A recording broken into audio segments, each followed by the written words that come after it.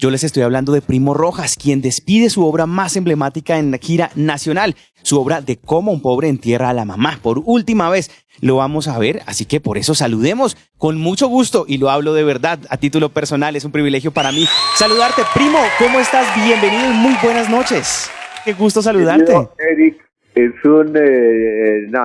para mí un privilegio poder estar aquí conversando contigo, comunicado con la emisora y por supuesto con todas las personas que en este momento eventualmente nos estén escuchando. De verdad, un privilegio. Hoy viernes, programa estupendo esta pequeña charla que vamos a tener acá. Oye, qué chévere. Y sí, tú lo has dicho, una pequeña charla, pero con grandes cosas por contar, y especialmente porque tienes una habilidad para describir, para conversar. ¿De pequeño eras así? ¿Tú siempre has tenido esta capacidad, esta facilidad de expresión? Mira, te voy a contar una cosa. A ver. En mi casa eran extraordinariamente conservadores, es decir, supremamente formales, en fin, y todo tipo de espontaneidad estaba bastante controlado. Pero fíjate que precisamente esa presión, cuando no estábamos bajo la tutela o la mirada directa de nuestros padres, entonces increíblemente salía a flote casi de manera, yo digo, natural, aunque no es la palabra más exacta, pero fluía el sentido del humor. Era una manera como de liberarnos de tanta presión que mis padres, que eran muy autoritarios, ejercían sobre nosotros. Y por supuesto, como tú lo sabes, el humor siempre ha sido una vida maravillosa de escape y la entregábamos, sin lugar a duda. Por lo menos yo era ahí creo que fueron mis primeras incursiones. Y que además el humor alcanza a ser como subversivo, ¿cierto? Claro. Tú has dicho la palabra exacta. Sí, tiene un enorme componente subversivo. Pues tú sabes perfectamente que lo primero que se prohíbe en las dictaduras, de todos los gobiernos autoritarios, lo primero que se prohíbe es el humor. Y sobre todo humor que esté referido a los poderes establecidos o imperantes. Claro, es subversivo. Y esa es toda su energía, su belleza y su fuerza, por supuesto. Lo que intimida y también lo que fascina, lo que encanta. Sin lugar a dudas. ¡Ay, qué maravilla! Una gran liberación del alma, sin lugar a dudas. Uy, una gran liberación del alma. Ahora, ¿no te parece paradójico, pues empezando a conversar así como lo has hecho, puntualizando el tema de tu hogar conservador, que es paradójico que en un intento por ser muy conservadores, naturalmente como que uno como hijo no sale más bien conservador? ¿Por qué será? Eso me genera curiosidad. Sí, Eric, lo que tú has dicho es muy probable. No siempre se cumple, pero sí es muy probable que los hogares muy conservadores, de alguna manera, de una u otra manera, alguno o los hijos terminen por convertirse, precisamente porque conocen la fuerza de la presión, ¿no? Por ser un poco subversivos, espiritualmente hablando.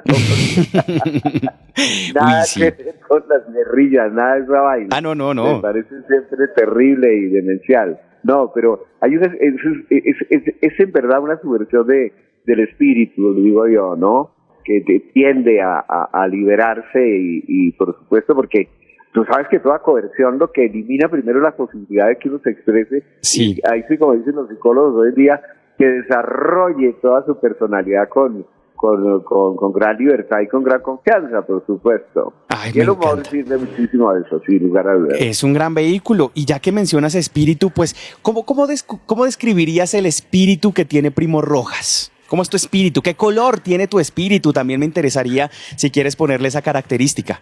Mira, yo creo que mi espíritu se manifiesta cuando yo estoy más alegre. Es decir, siento que emerge con todo su poder, ¿no? Me parece que pero cuando hablamos de la alegría no hablamos necesariamente de una alegría festiva, de estar ruidosa, que a veces tenemos cuando nos reunimos con los amigos, o estamos en, no sé, por decirlo de algo, en plan de fiesta, sino que a veces la alegría se produce en los momentos en que uno tiene encuentros profundos con algo que uno siente que tiene una conectividad pero muy, muy intensa. Es decir, estás viendo una película, estás conversando con una persona que te parece absolutamente asombrosa y fascinante y atractiva, o estás leyendo un libro, o estás dando un paseo. Es decir, momentos que no necesariamente coinciden con la alegría que hoy en día es como muy convencional, ¿no? Uh-huh. Que se ve particularmente en todo el terreno publicitario, donde tú sabes que para promocionar desde un insecticida hasta un jabón o hasta una, no sé, una leche o cualquier cosa, sale la gente bailando y dando gritos y una cosa bastante ridícula, ciertas cosas. Entonces me refiero que cuando uno está muy contento, yo pienso que a ti te ha pasado, estás viendo una película y resulta que te parece extraordinariamente inesperada, interesante, y en ese momento sientes una alegría que entiendo. Que yo llamo que emerge como de las profundidades de nuestro ser, y a eso yo llamo la alegría del espíritu, o sea que lo mejor de uno se manifiesta, y ahí que sea tan importante, ¿no? Con qué uno tiene contacto normalmente, ¿no? Sí. Porque puede fortalecer muchísimo y lo fortalece a uno para los momentos más difíciles, sin lugar a dudas, por supuesto, que la vida necesariamente los tiene. Pero una persona que conoce a fondo y con conciencia la alegría tiene muchas reservas como de fuerza, de vida, para enfrentar los momentos oscuros. ¡Uy, qué maravilla! Y además, ¿sabes qué? Con eso que me dices de la alegría, me haces asimilarlo mucho con el asombro. Y es que el asombro tiene también una fuerza, una energía, tan auténtica, tan brutal, que sí nos pone como en unos estados muy emocionales, ¿no? Dios mío, tú tocas una de las emociones, de las experiencias que tenemos los seres humanos, que es el asombro. Es fascinante sentir asombro. Uy, sí. Porque, es decir, uno se halla... ¿Sabes qué es lo que yo a veces, lo que siento cuando me asombro? Es que algo me supera, pero me supera de una manera maravillosa. Es decir, en el momento que me supera, como que me amplía los horizontes de mí mismo, ¿me entiendes? El asombro. Más o menos cuando tú ves desde una hazaña deportiva, ahora que estamos en las Olimpiadas, ¿no? Hasta lo que sea, lo que te inspire asombro, es una de las experiencias más hermosas y fascinantes que tenemos los seres humanos, sin lugar a dudas. Están las antípodas del espanto, ¿no? Sí, también.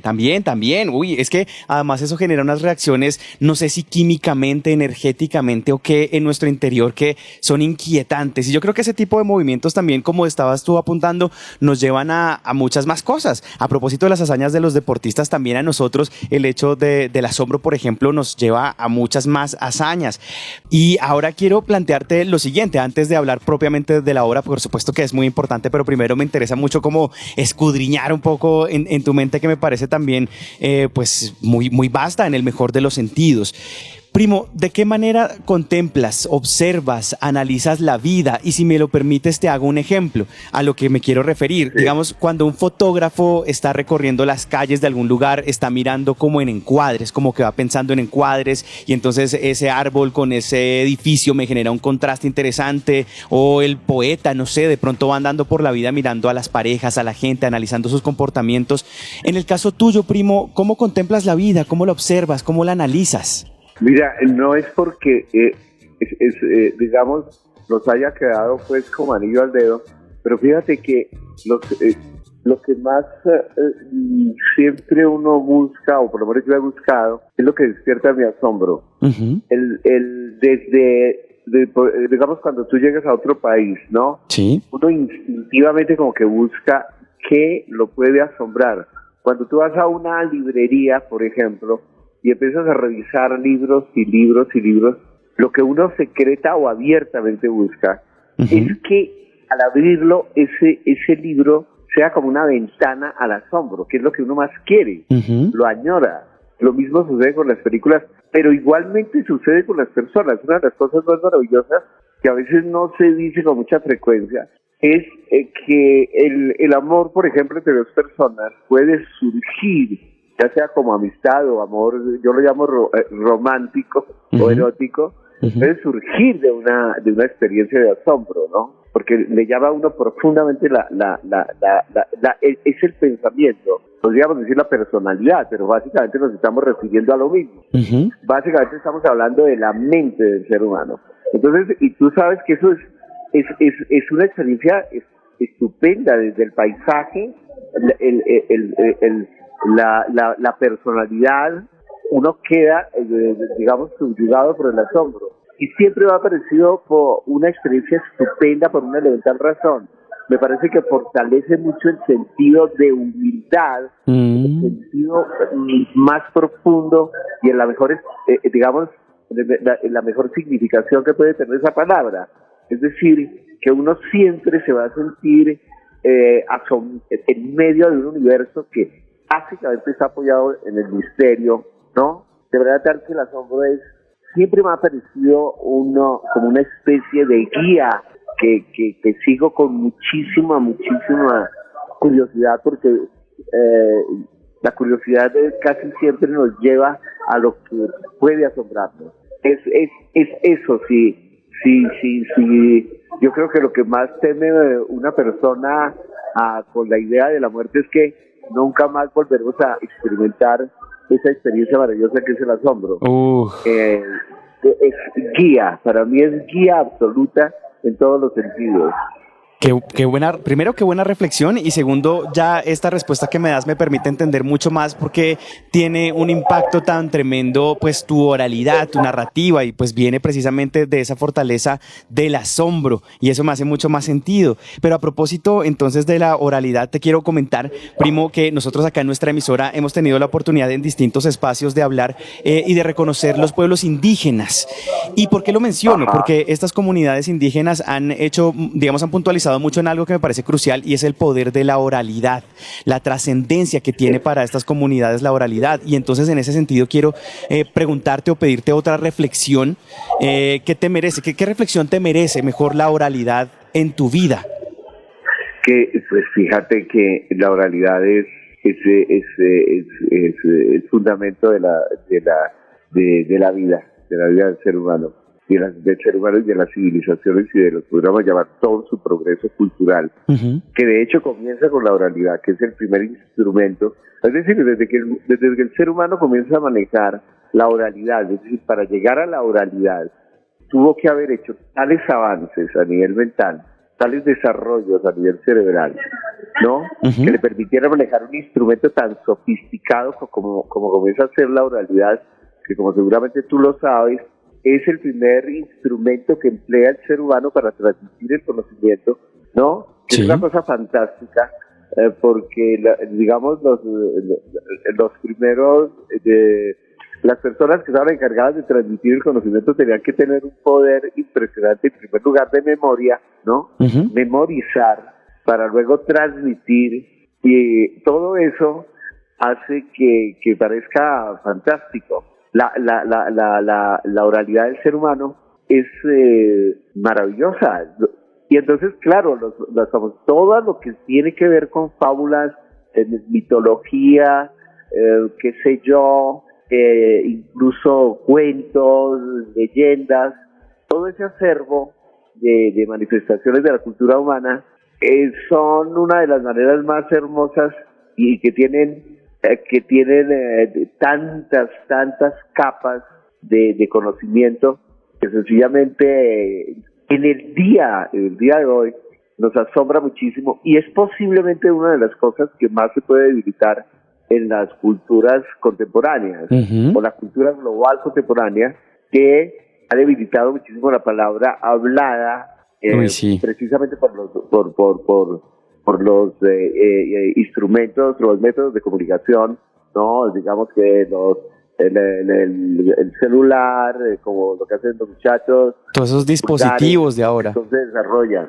Pero la voz humana, como tú sabes, y se han hecho los experimentos que tú quieras, nada reemplaza a la comunicación oral directa entre los seres humanos. Sí. Es decir, incluso cuando los vemos en la pantalla, pero tú estás, no sé, en otro país, en otra ciudad, la pantalla jamás se acerca a reproducir ese caleidoscopio de emociones que nosotros experimentamos cuando hablamos directamente con las personas en calidad de cualquier cosa, de amigos, laborales, en fin, y muchísimo más, todo lo que tiene que ver con el afecto y con el amor. Esa presencia humana es irreemplazable y creo que va a ser uno yo creo que es como una de las luchas más interesantes mental y espiritualmente, culturalmente hablando, que es el proteger la palabra como un tesoro que tiene que acrecentarse y mantenerse fuerte, porque es fundamental para explorar el ser humano. Como seguramente tú lo sabes, la gran frontera que tiene el ser humano por delante no es tanto el espacio, ¿no? Digamos las galaxias, sino el cerebro mismo del ser humano, que cada vez nos parece más asombroso. Uy, sí. Está lleno de miles de recovecos por explorar que son impresionantes. Ese experimento que se hizo con 150 neuronas, se lo digo así de afán, ¿no? Duró más o menos 10 o 15 años de exploración para las posibles relaciones de 150 neuronas. Y resulta que 15 años explorando las posibles, los científicos estaban completamente asombrados. Imagínate un cerebro que tiene 100.000 millones de neuronas, de las cuales no tenemos, las interrelaciones son sencillamente no nos caben en la cabeza. Sí, entonces, de acuerdo. todo eso, y la palabra es un instrumento que sigue siendo absolutamente fundamental. La palabra hablada. Que permiten este milagro de estar hablando por teléfono, porque estoy completamente seguro que si estuviéramos cara a cara sería infinitamente más interesante, ¿me comprendes? De acuerdo, no, claro. Las reacciones, siente la temperatura. Es una cosa maravillosa. Y eso en las comunidades indígenas todavía se percibe y es fantástico cuando uno los ve en esa pureza. Es una extraña pureza. Yo soy muy creyente en el espíritu humano. Uno lo ve en toda su pureza y sabe, cuando uno ve en las comunidades más primitivas, desde el punto de vista, cultural, pero con una capacidad espiritual es exactamente igual como la tenemos todos, pero a uno le parece, me inspira muchísima ternura pensar que así fue que empezó eso que hoy en día puede ser todo el sistema de comunicaciones del mundo, que fue a través de esos diálogos, de esos sonidos que comenzó Nueva York, que comenzó París, que comenzaron los satélites, las naves espaciales, todo, absolutamente todo comenzó con un pequeño diálogo entre seres humanos que en su momento era un milagro absoluto. Entonces, la voz de la oralidad sigue siendo como una especie de catedral que tenemos nosotros dentro, donde podemos de nuevo escuchar la voz como con la misma predisposición que a veces teníamos al entrar a un templo, independientemente de nuestras creencias, porque los templos realmente se llenan es de los dioses con los cuales uno quiere comunicarse.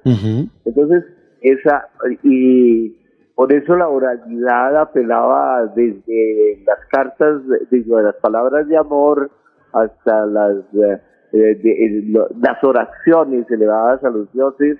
Todo eso es algo que tenemos que sentirnos felices y absolutamente afortunados de tenerla y protegerla y fortalecerla y alimentarla todo el tiempo, porque sin lugar a dudas yo tengo la certeza de que si la humanidad avanza, la oralidad va a cobrar una fuerza totalmente inusitada que las generaciones que nos sucedan ojalá puedan disfrutar con toda la riqueza que eso implica.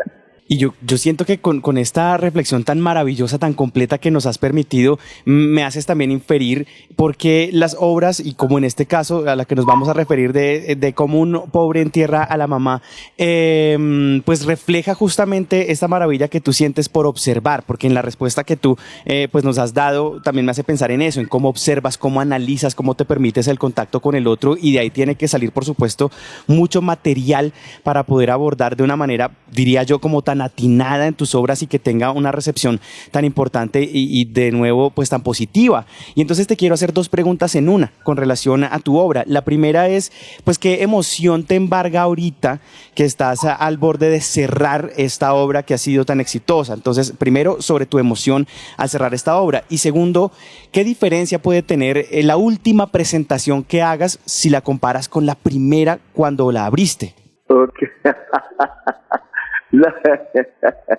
Yo pienso que las diferencias son la esencia, y creo que era la misma, pero sí hubo una evolución enorme entre la primera que yo hice, la primera vez que presenté la obra, que estaba todavía en un estado bastante embrionario, y estas últimas que espero poder hacer en la despedida. Sí, hay una enorme, ¿cómo se explico? Sí, la palabra puede ser también evolución, pero dejémoslo mejor como un gran crecimiento, en la medida exacta que uno puede. Tú sabes que la experiencia es fundamental, ¿no? Una experiencia total. Además, y analizada, recibida, meditada. La experiencia que se medita se convierte en un instrumento fundamental para cualquier disciplina humana, ¿no? Es decir, porque es lo que permite que las cosas se transformen hacia lo que pudiéramos llamar una forma más enriquecida. Por lo menos esa es la idea, ¿no? Por lo menos está ahí, tácita o abiertamente. Y por otro lado, el saber que la voy a presentar por última vez, no hay tanto un sentimiento como de nostalgia o tristeza, sino todo lo contrario, como de un profundo agradecimiento por haber podido experimentar ese trabajo que me parece que yo digo está muy bien aquí y que además me exige físicamente mucho. Yo digo, este es el momento de darle como la despedida y dejarla en su mejor momento, de manera que lo único que yo tengo hacia ese trabajo es el profundo agradecimiento a las fuerzas del universo que me han permitido como ser el traductor.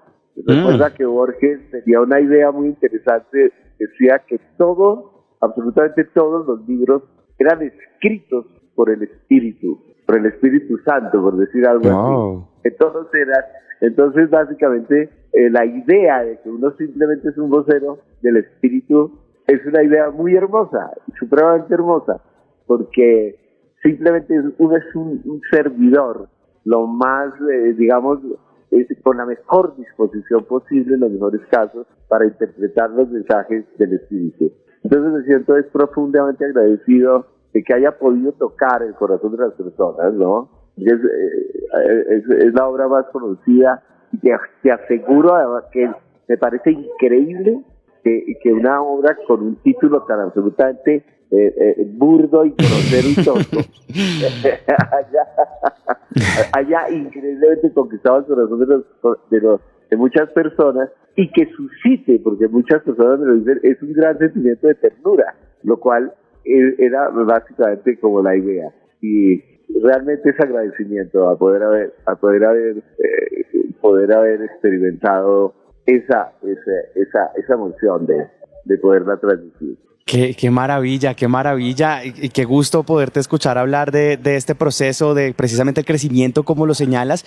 Y por último te quiero preguntar algo pues que también me genera curiosidad, aprovechando pues las reflexiones y la forma como expresas todas tus ideas, y tiene que ver con la tragedia y la comedia. Entonces, digamos que si los polos, bueno, primero quiero decir algo que se me estaba escapando y que me parece chévere con lo que tú mencionas, como una persona cuando, no sé, se conecta con el éter, por decirlo así, y contiene un montón de información.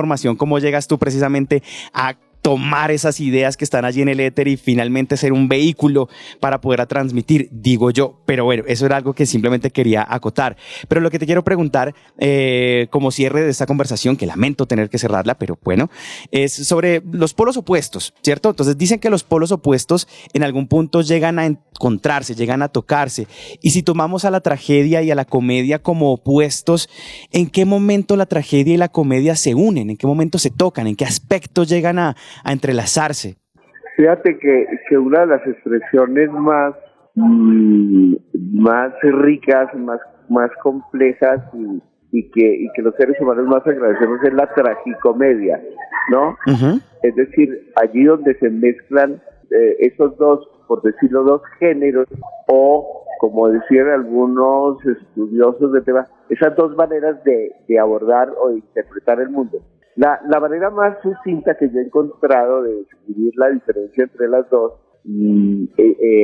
siendo un poco maniqueístas, ¿no? Es la siguiente, dice, la tragedia es asumir el mundo única y exclusiva, dándole todas las prioridades al universo emocional. Es decir, las emociones gobiernan, y cuando las emociones gobiernan el mundo, es decir, fácilmente las cosas se nos pueden volver trágicas. Es decir, basta con salir a la calle, o tú vas en, no sé, en un carro, y de pronto ves un mendigo o ves un perrito o de esos abandonados que por fortuna ya no se ven tanto, Ujú. gracias a eso. Entonces, ese solo hecho podría dañarte desde el punto de vista emocional, es decir, puede arruinarte el día por las implicaciones emocionales que eso tiene, ¿me comprendes? Ujú. Porque, es decir, uno siente el dolor de un ser abandonado en medio de la nada, como es la calle, en fin, las emociones, la muerte del padre, la muerte de la madre, de la persona que uno quiere, del amigo, la propia enfermedad, lo que sea. Lo que nos pueda causar dolor vivido exclusivamente de manera emocional es una tragedia terrible. Y por eso se llama la tragedia, porque la tragedia es la primacía de las emociones. Pero que cuando su merced mira, dice esta reflexión, cuando uno mira el mundo de una manera absolutamente racional, lo que le produce a uno es risa, ¿no? Risa. Es decir, los que hicieron Los Simpson, por ejemplo, Ujú. ¿no? Que en Los Simpson hay mucha parte emocional, pero lograron describir, por ejemplo, la torpeza de Homero y enseñarnos a que a veces, es decir, que los hombres somos tan estúpidos que lo que hacemos es que no merece llorar, sino reírnos de la propia estupidez. Entonces, porque uno dice, es que realmente somos terriblemente incoherentes. Entonces, el punto de vista racional le dice a uno, no te apegues a ciertas cosas emocionalmente, porque vas a salir sufriendo, ¿no? Ujú. No se puede. Es decir, el médico que abre el cuerpo del paciente para hacer una operación de corazón abierto, el cirujano, no puede involucrarse emocionalmente porque imagínate tú a la mamá operando al niño, No. una mamá normal, cualquiera, No. que dice, no, es que tiene que abrirle, cortarle el hueso con una sierra, se desmorona porque ella está guiándose es por la emoción, por el amor emotivo de un niño, no por la razón pura del cirujano, del científico, que dice esto es absolutamente necesario para poder salvar al niño. Entonces, creo que nosotros debemos permitirnos, sin lugar a dudas, tener un mundo emocional supremamente fértil, pero también con un desarrollo muy poderoso del intelecto, de la razón, que es el instrumento, digamos, más poderoso que se ha inventado el ser humano, sin lugar a dudas, es la razón, como instrumento cerebral, mental, porque toda la civilización se apoya en lo fundamental por elementos racionales. Entonces creo que cuando uno tiene una razón muy fuerte y que dialoga con los sentimientos, puede acercarse a uno a un sentimiento que la gente hoy en día desprecia mucho, pero que en el fondo puede ser uno de los más maravillosos, que es una serenidad profunda, que sería lo maravilloso para moverse por el mundo. Una serenidad que le permite a uno contemplar muchas cosas, y la serenidad, como decía Calimán, ¿te acuerdas? Sí. Serenidad y paciencia, que era que decía serenidad y paciencia, pequeño Solín. Claro, y este es un mundo que le invita a uno a perderse, a saltar, a buscar, todo es diversión pura, todo tiene que ser fiesta, eso es una locura absoluta, mientras que la serenidad nos brinda unos momentos maravillosos, ya sea a solas o en compañía, porque es muy interesante. Creo que uno puede apreciar, es un muy buen mirador un buen ángulo, un punto de vista para observar el misterio absoluto que es el universo. Maravilloso. Primo, muchas gracias, de verdad, muchas gracias por habernos atendido, sobre todo por la disposición que has demostrado en esta charla. Te la agradezco de todo corazón, a nombre de los oyentes, por supuesto, y nuestro equipo de trabajo. Por supuesto que siempre desearte todo el éxito del mundo, que sigas teniendo esta muy buena capacidad para expresar muchas cosas. Entonces, pues nada, siempre invitado a este programa, pero muchas gracias una vez más por haber tenido esta disposición. No. Muchísimas gracias a ti personalmente, por supuesto a todo el equipo de la emisora, a la Javeriana, de acuerdo, un agradecimiento muy profundo, y desde luego a todas las personas que tuvieron la amabilidad de soportarme, y principalmente tú, por haberme aguantado toda esta cháchara desordenada y anárquica. No, después tendríamos que revisar qué es la cháchara, ¿no? Encantadísimo. Encantadísimo también. No, qué grande, primo, muchas gracias. Un abrazo. Un abrazo fraterno también para ti, primo, qué amable. A nuestros oyentes decirles que teníamos la voz de Primo Rojas, quien despide su obra más emblemática en la gira nacional de Cómo un pobre entierra a la mamá. Y ya pudimos escuchar sus grandes reflexiones, por eso podemos esperar grandes cosas de esta obra.